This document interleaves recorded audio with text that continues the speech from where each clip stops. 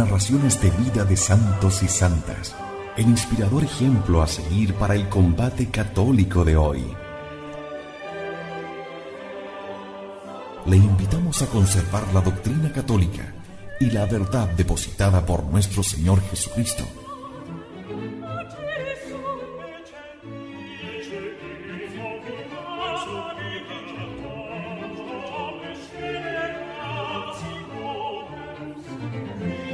Somos Convicción Radio, auténtico catolicismo, por la gloria de Dios y la salvación de las almas.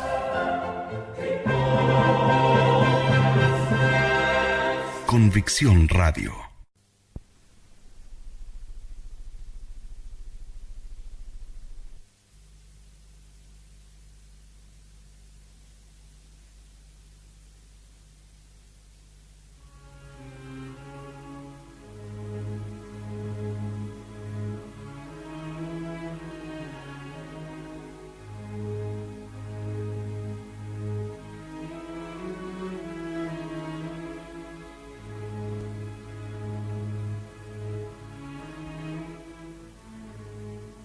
La Reforma en marcha. Duruelo, Mancera, Pastrana. Toda gran santidad tiene una alta misión, que es a la vez una recia cruz. Desde los 21 a sus 35 años, que van desde el noviciado en Medina a la prisión de Toledo, Juan de Yepes busca, abraza y lleva a pulso la misión y la cruz de la Reforma carmelitana. Era la primera parte de su vocación. Ha descubierto ya las mieles que hay en el fondo de todo cáliz de hiel que nos ofrece el Padre. Para ello, es preciso beberlo íntegro y bien paladeado, no a medias. Por eso, aleccionado por su vida dura, buscará sin atenuantes el sacrificio mayor. Es bello contemplar la maduración espiritual en un hombre que, a juicio de Santa Teresa, ha sido santo toda su vida. Por fin, el primer convento de descalzos es inaugurado en Duruelo el 28 de noviembre de 1568, primer domingo de Adviento. Asisten a la ceremonia varios carmelitas, entre ellos el padre provincial, fray Alonso González, que preside la erección del monasterio y que pone de manifiesto que entre los nuevos carmelitas descalzos y sus hermanos los mitigados, reina por entonces el más cordial acuerdo. 3 son los religiosos que van a comenzar a vivir según la regla primitiva. Fray Antonio de Heredia, que se llamará en adelante Antonio de Jesús y será el prior. Fray Juan, que por primera vez firma Juan de la Cruz, nombre que vive y que pasará a la posteridad. Es nombrado subprior y maestro de novicios. Novicios hay uno desde el primer día, el diácono Fray José de Cristo. Lo que firman en este momento significa que renuncian a las mitigaciones de la regla de San Alberto de Jerusalén, suavizada bajo Eugenio IV, y que vuelven a la regla primitiva aprobada por Inocencio IV. Ya está en marcha la Reforma. Bien poca cosa parece este grupo de frailes perdidos en un apartado lugar de Castilla y entregados a una vida de penitencia y oración frente a una Europa dividida por encarnizadas guerras. Para quien sabe leer por debajo de las apariencias de la eficacia humana, en lo espiritual no es el número lo que cuenta, sino la calidad, la intensidad, la grandeza, la acción en nombre de Dios. Nadie puede darnos mejor información de cómo se desarrolla la vida en este pequeño Belén de Duruelo como la Madre Teresa. En marzo de 1569, en viaje para la fundación de Toledo, pasa por Duruelo, y es ella quien nos narra cómo vive esta pequeña comunidad. Llegué una mañana. Estaba el padre Fray Antonio de Jesús barriendo la puerta de la iglesia, con un rostro de alegría que tiene él siempre. Yo le dije: «¿Qué es esto, mi padre? ¿Qué se ha hecho de la honra?». Él me dijo estas palabras, diciéndome el gran contento que tenía: «Yo maldigo el tiempo que la tuve». Como entré en la iglesia, me quedé espantada de ver el espíritu que el Señor había puesto allí. Y no era yo sola, que 2 mercaderes que habían venido de Medina hasta allí conmigo, que eran mis amigos, no hacían otra cosa sino llorar. Tenía tantas cruces, tantas calaveras. Nunca se me olvida una cruz pequeña de palo que tenía para el agua bendita, que tenía en ella pegada una imagen de papel con un Cristo que parecía ponía más devoción que si fuera de cosa muy bien labrada. El coro era el desván, que por mitad estaba alto, que podían decir las horas, mas se tenían que abajar mucho para entrar y oír misa.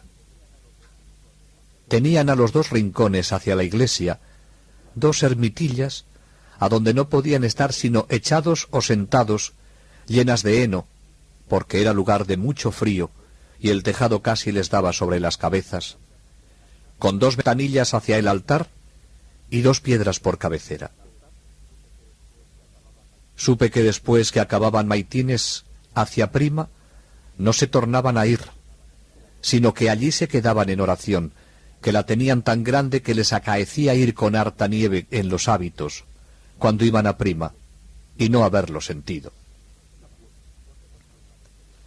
Cuenta también Madre Teresa detalles sobre la actividad apostólica de los frailes de Duruelo y de la influencia que ejercían en aquel contorno. Iban a predicar a muchos lugares que están por allí sin ninguna doctrina, ni de dónde tenerla, que era lástima. Iban a predicar legua y media o 2 leguas, descalzos y con harta nieve y frío. Y después que habían predicado y confesado, se tornaban bien tarde a comer a su casa. Con el contento, todo se les hacía poco. Sigue diciendo cómo era la vida de estos primeros descalzos.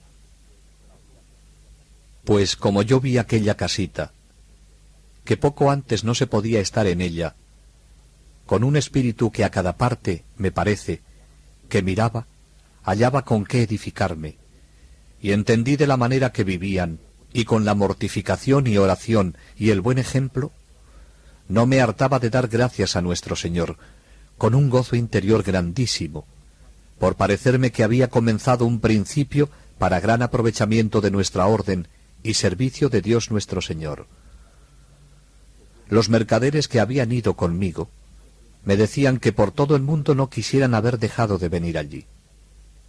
¿Qué cosa es la virtud?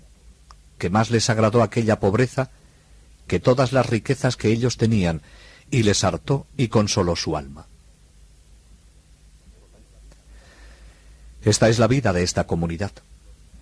Aquí sufren los hielos y la escasez, donde a veces no comían sino pan con que pasaba, dice el mismo San Juan de la Cruz, más contento que con faisanes. Estos pies descalzos que parecen alas han dejado en estas tierras surcos abiertos para la santidad.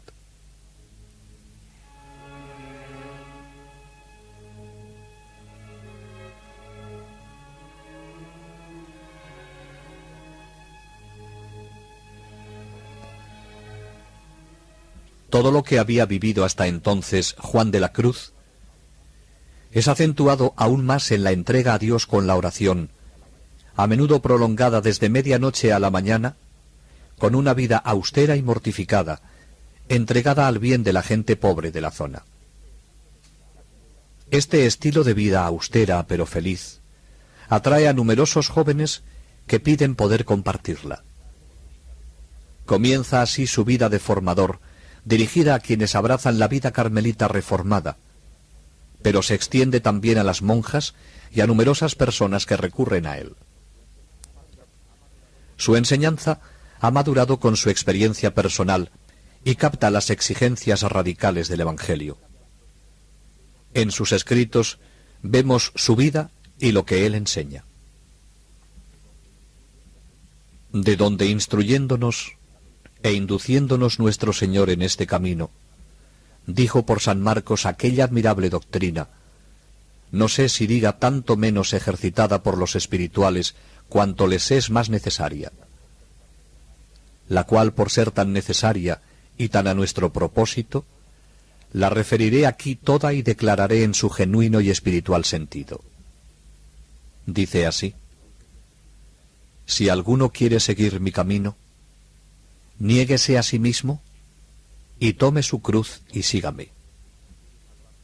Porque quien quisiere salvar su vida la perderá, pero el que por mí la perdiere, la salvará.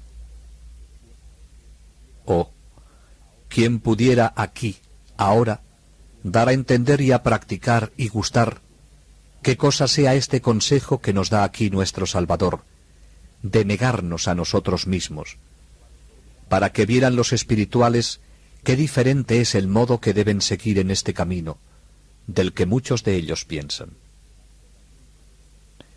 Que entienden que basta cualquier manera de retirarse y reforma en las cosas.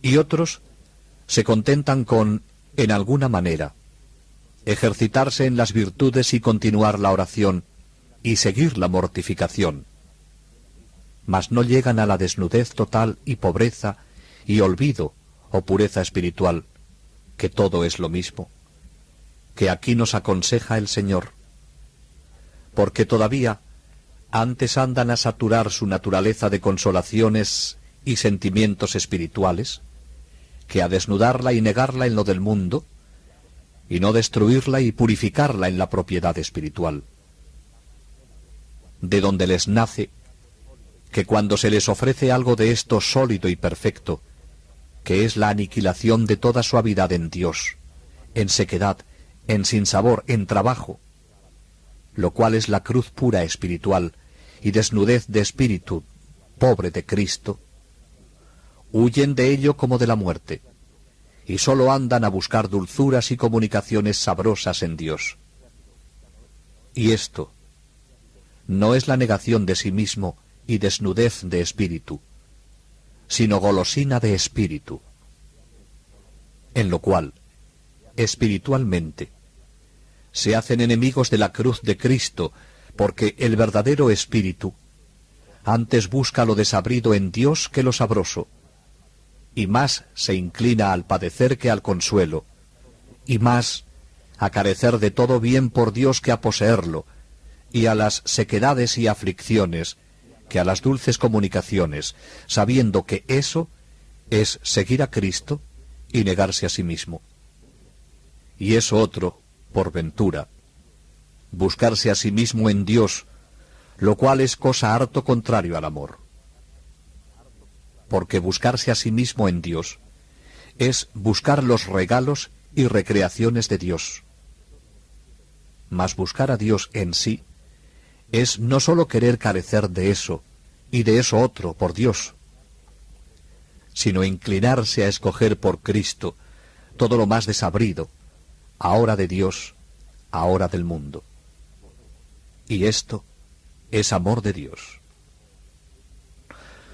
Oh, ¿quién pudiese dar a entender hasta dónde quiere nuestro Señor que llegue esta negación? Ella, cierto, ha de ser como una muerte y aniquilación temporal y natural y espiritual en todo, en la estimación de la voluntad, en la cual se halla toda negación.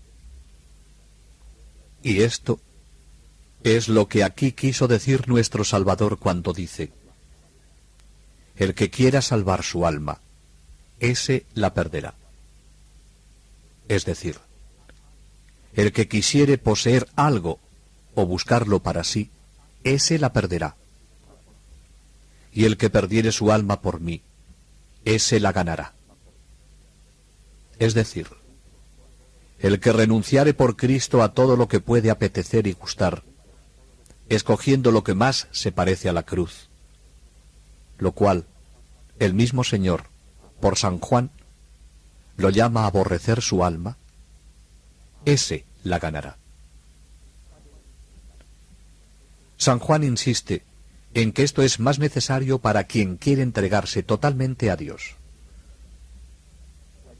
Y así, querría yo persuadir a los espirituales cómo este camino de Dios no consiste en multiplicidad de consideraciones, ni modos, ni maneras, ni gustos, aunque esto, en su medida, sea necesario para los principiantes, sino en una cosa sola necesaria, que es saberse negar de veras, según lo exterior e interior, dándose al padecer por Cristo y aniquilarse en todo. Porque, ejercitándose en esto, todo eso otro, y más que ello, se obra y se halla en ello.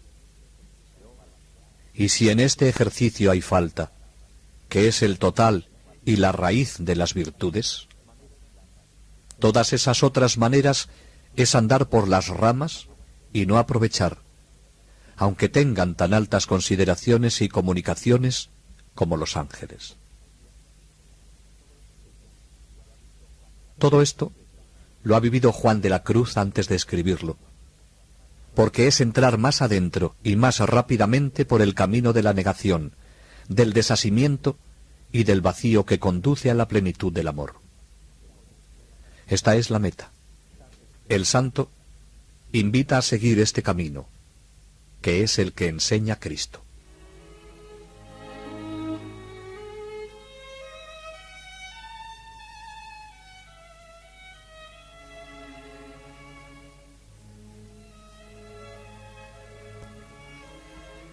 La reforma de las descalzas tiene éxito, y el buen ejemplo que crean a su alrededor es la mejor promoción vocacional. Llegan los aspirantes a aquel pequeño postulantado de Duruelo. Fray Juan de la Cruz, su maestro, penetraba profundamente en los espíritus y desde dentro los conducía exigente y amorosamente hacia la más entrañable perfección.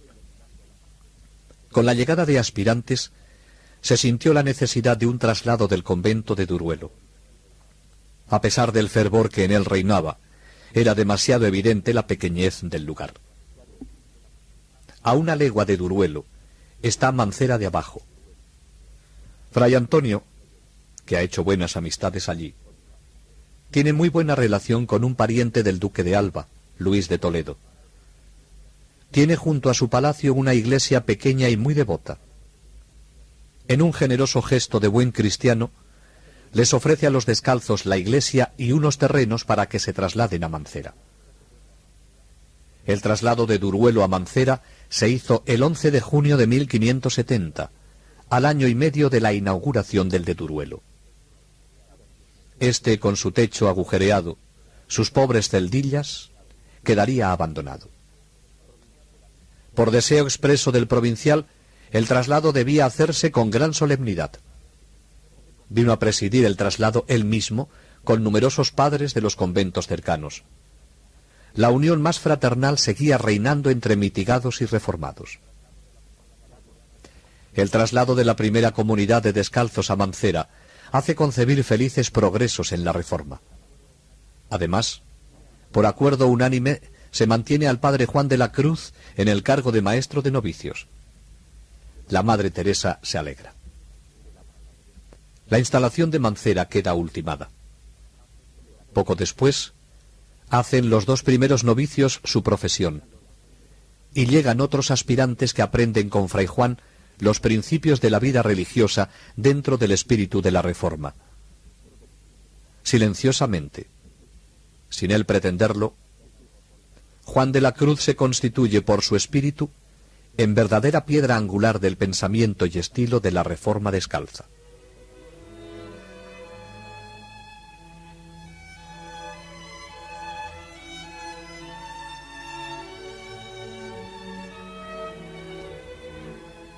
En este tiempo se preparaba otra fundación de la que Santa Teresa dice por qué le da tanta alegría. Es particular consuelo para mí ver una iglesia más cuando me acuerdo de las muchas que quitan los luteranos. No sé qué trabajos, por grandes que fuesen, se habían de temer a trueco de tan gran bien para la cristiandad. que aunque muchos no lo advertimos, estar Jesucristo, verdadero Dios y verdadero hombre, como está en el Santísimo Sacramento en muchas partes, consuelo nos había de ser. La segunda fundación surgió debido a que en Pastrana había un ermitaño llamado Ambrosio. Era un napolitano, hombre inquieto y emprendedor que vivía en una ermita. Pero sabía muy bien que el Concilio de Trento aconsejaba a los ermitaños entrar en una orden religiosa. Con él vivía un compañero también napolitano, llamado Juan. Enterado Ambrosio de las actividades que la Madre Teresa realizaba, le ofreció su ermita para convertirla en convento de descalzos. La santa le habla de su reforma y acaba imponiéndole su hábito, lo mismo que a su compañero. El 13 de julio de 1569, la vida conventual se inauguraba con las necesarias autorizaciones en la ermita de San Pedro de Pastrana. Muy pronto afluyeron los novicios. En Alcalá se oye hablar de la vida contemplativa que se lleva en este lugar y envían algunos estudiantes de su universidad. Pastrana lleva camino de convertirse en el primer gran noviciado de la Reforma del Carmen. La Madre Teresa, atenta a cómo va la marcha de los conventos que se van fundando, con su intuición femenina, cae en cuenta de que en este lugar hace falta una autoridad, un hombre con virtud que se encuentre en la línea del ideal del Carmelo, antes de que la influencia de la vida eremítica de los dos primeros descalzos de la nueva fundación provoque serias desviaciones. La santa no duda un momento. En octubre de 1570 envía al padre Juan de la Cruz para inculcar allí a los novicios, que entonces eran 10, el verdadero espíritu del Carmelo. Tarea delicada. Teresa hace que pongan a Juan de la Cruz a la cabeza del convento de Pastrana con el doble título de vicario y de maestro de novicios. Y es que este hombre tiene la ciencia de los santos. Ciencia que le hace capaz de conciliar no sólo sobre el papel, sino en la práctica de una vida ordinaria y banal, las exigencias totales del absoluto, con una comprensión profunda y humana, con una ternura real, aunque sobrenatural, de que se impregna su conducta con aquellos mismos a quienes desea conducir rápidamente hasta la alegría pura de las cumbres. Una vez recibida la orden de trasladarse a Pastrana, Juan parte inmediatamente. Le acompaña un hermano lego de Mancera, que acaba de hacer sus votos, Fray Pedro de los Ángeles. Hacen el camino, a pie y descalzos, sin provisiones, pidiendo limosna en los pueblos que encuentran en el camino. El hermano Pedro contaría mucho después lo ocurrido en el viaje por tan malos caminos y las elevadas conversaciones con las que Fray Juan alivia las interminables jornadas. El convento está bien situado, en un lugar desierto, con vistas al monte por un lado y a unos valles y grutas por otro. Hay 4 religiosos y 10 novicios. Juan de la Cruz no pierde el tiempo. Se entrega por entero a la misión que le han encomendado. Se le considera ya como maestro espiritual de la Reforma. Organiza el noviciado de Pastrana como lo había hecho en Duruelo y en Mancera. Establece prácticas, fija un horario, dicta normas y principios de espiritualidad y de vida común, de acuerdo al estilo específico del Carmen. Aunque no tiene más que 28 años, es obedecido como si se tratara de un veterano de la orden, porque vive lo que dice y así arrastra a los demás.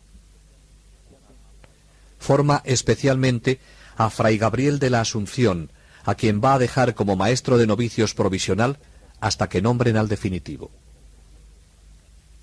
En el tiempo que permanece en Pastrana, sin apagar el fervor, Juan lleva el descanso y la paz. No atacará de frente la fogosidad ardiente, la austeridad temeraria que comprueba desde su llegada. Sabe, como por intuición, que los que han decidido resueltamente escalar el monte y han gustado ya en alguna manera del amor divino, no dejan de caer en una multitud de imperfecciones, de irregularidades y de faltas. Con más razón, ocurre esto en los principiantes. El nuevo vicario no tiene más que abrir sus ojos para ver lo que pasa y hacer una lista de esas desviaciones que luego expondrá en el libro segundo de la Noche Oscura. Estas tendencias provienen de las raíces de los 7 pecados capitales que todo hombre lleva en sí y que son de una vitalidad insospechada. Los esfuerzos más vigorosos no lograrán reducirlas enteramente.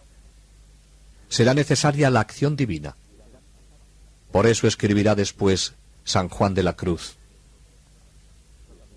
entre estos dos tratamientos, el del hombre y el de Dios, hay la misma diferencia que existe entre cortar la rama y arrancar la raíz. Las raíces humanas, aquí en Pastrana, están aún muy vigorosas. Son además dolorosas y molestas para los que viven cerca y por consiguiente para la vida común. Juan de la Cruz es un realista. No se admira de que esto ocurra. Los remedios que propone tienen otra eficacia que la lucha personal.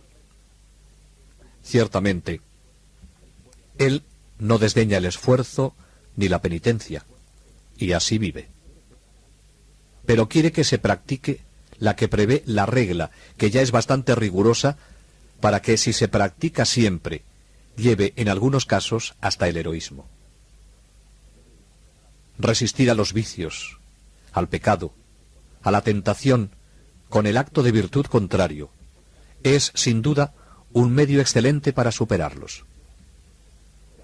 Conviene ejercitarse en los comienzos con una energía total y generosa, y algunos temperamentos tendrán que ejercitarse en esto, quizá, durante toda su vida. Juan lo sabe.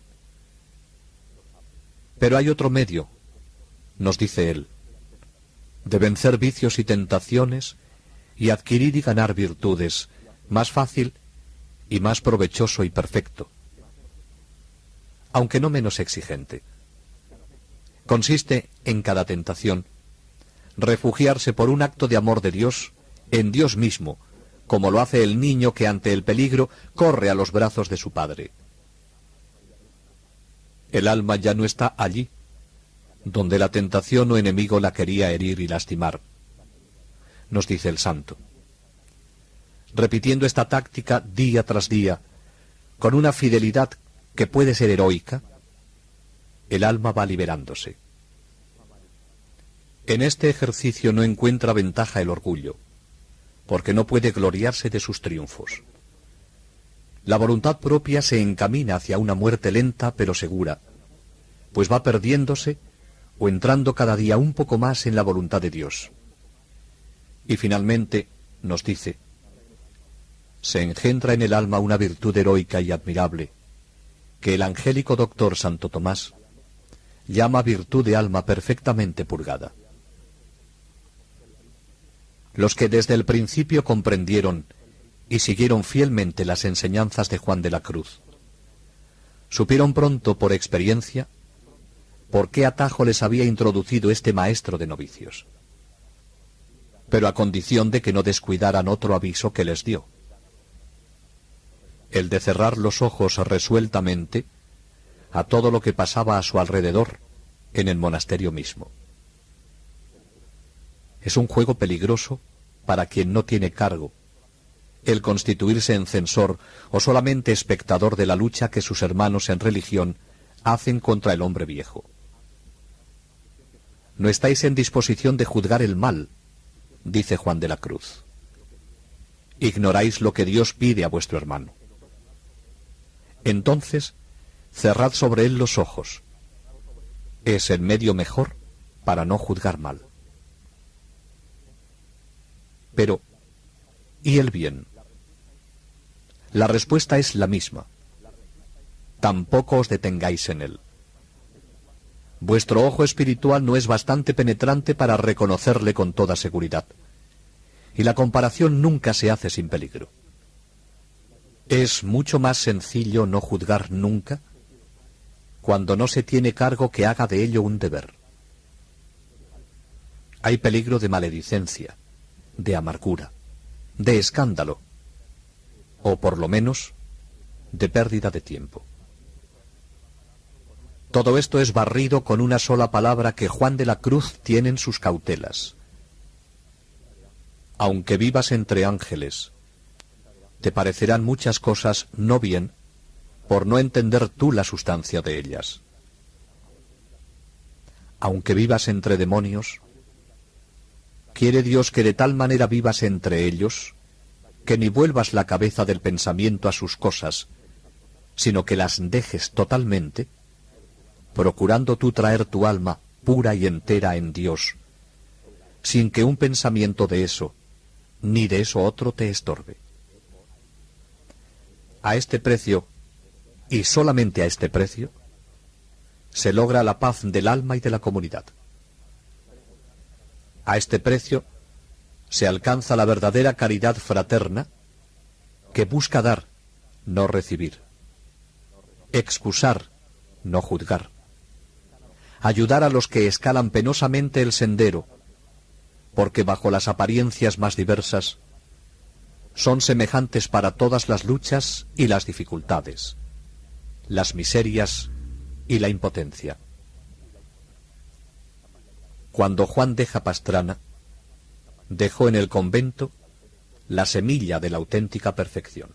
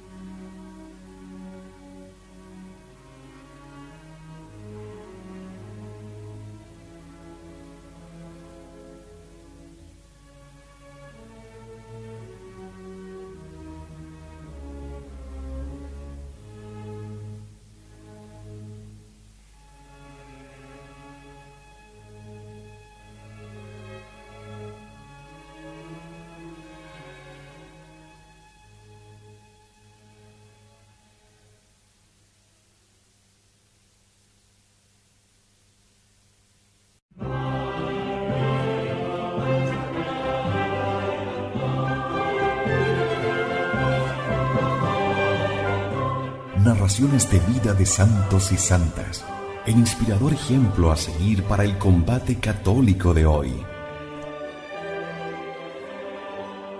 Le invitamos a conservar la doctrina católica y la verdad depositada por nuestro Señor Jesucristo.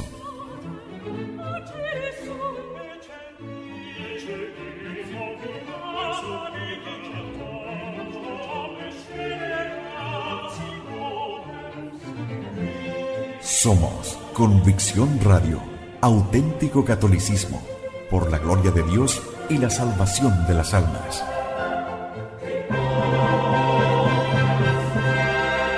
Convicción Radio.